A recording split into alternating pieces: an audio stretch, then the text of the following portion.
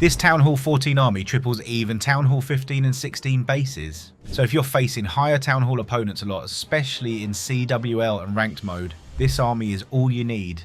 And once you master it, tripling another Town Hall 14 will feel like a piece of cake. Let's break down 4 clean attacks and see exactly how it works. To make this strategy work, you need to set up your army correctly. Bring 5 healers for the Queen Charge, 1 Lava Hound and 22 balloons. Use the remaining space for super wall breakers, funneling troops and cleanup. For the pets, pair the Barbarian King with Mighty Yak, the Archer Queen with Unicorn, the Grand Warden with Electro Owl and the Royal Champion with Lassie. The spells are flexible. Use rage spells or swap one for a jump spell based on the Queen's path. Save 1 haste spell and a few freeze spells for the back end Lalo. Also use an invisibility spell to keep the Queen or Royal Champion alive. For the first attack, we begin by targeting the scatter shot compartment. We deploy the Queen first, then send in the Yeti Blimp to clear this entire section and create the first side of the funnel. A rage spell helps the Yeti secure the scatter shot and the surrounding buildings. If the Yeti Blimp also pulls the clan castle troops, that gives us even more value. With the scattershot compartment removed, the Queen now has a clean path toward the town hall.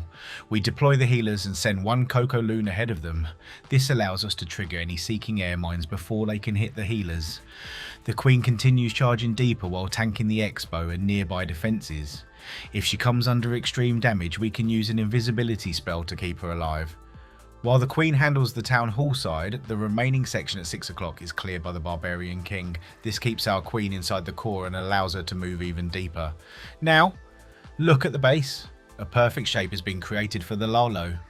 Most of the defending heroes are grouped together, so we deploy the Lava Hound, followed by the Balloons, Grand Warden and Headhunters.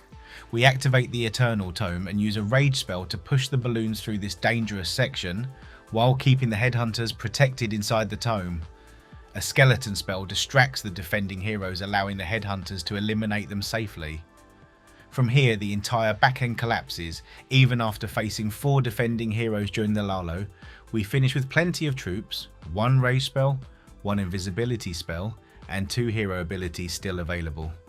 When executed properly, this strategy is incredibly powerful, even against higher Town Hall levels. For the second replay, we use the same Yeti Blimp setup, expecting to remove both Infernos. However, the defending Queen pulls the Yetis away from their intended targets.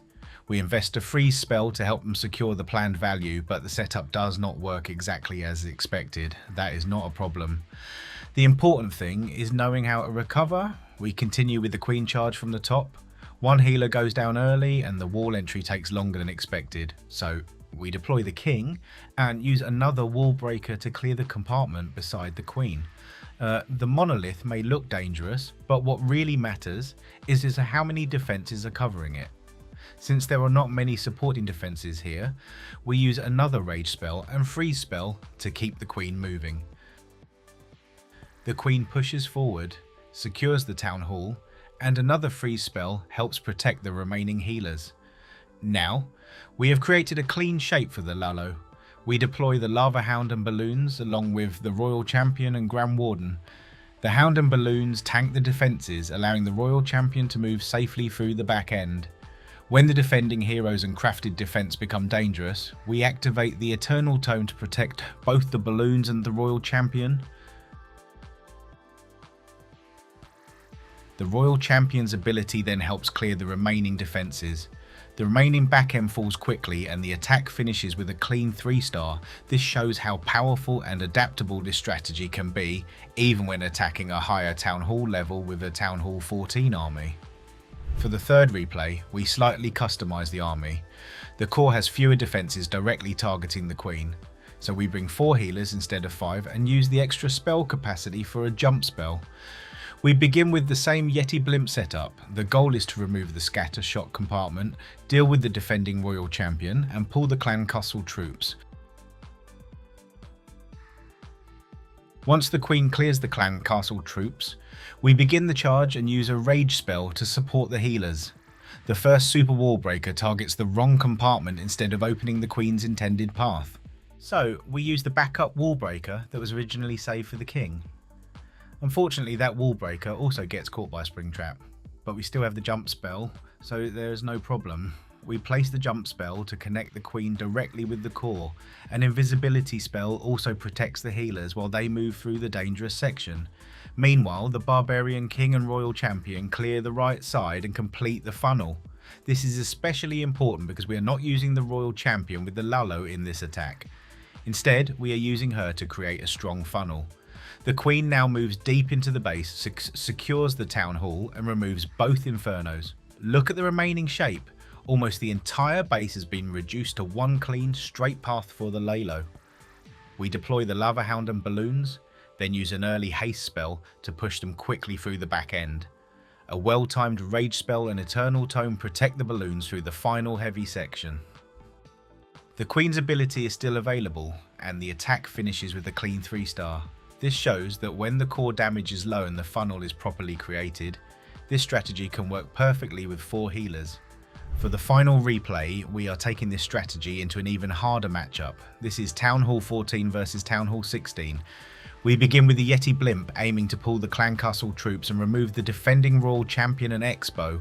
However, the Super Minions and Royal Champion eliminate the Yetis much faster than expected. We decide not to invest a rage spell, so the Expo remains alive. That is not a problem. We adjust the plan and continue. We begin the Queen Charge from the bottom, use a wall breaker to create the entry, and deploy the Barbarian King to establish the side funnel. A jump spell then gives the Queen access to the Town Hall, both scatter shots and 2 Infernos. This is a risky charge because Town Hall 16 defences deal significantly more damage.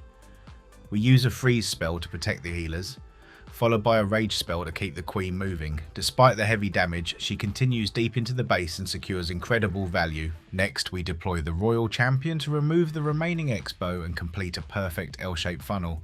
The Queen's ability helps her push through the defending Queen section. Now, we spread the Lalo across the remaining base. Because the Town Hall 16 defences are much stronger, the balloons begin taking heavy damage immediately. We activate the Eternal Tome early and use a rage spell to protect the main group. However, the balloons fail to remove the monolith and nothing is paving toward it. Leaving the monolith standing would be extremely dangerous. Fortunately, the haste and rage spells are still active in that area. We send 3 additional balloons directly toward the monolith. They take it down successfully, leaving no deadly defences in the back end. The headhunters then help finish the defending Queen, allowing the remaining troops and heroes to complete the attack. And that is a Town Hall 14 army, completely destroying a Town Hall 16 base.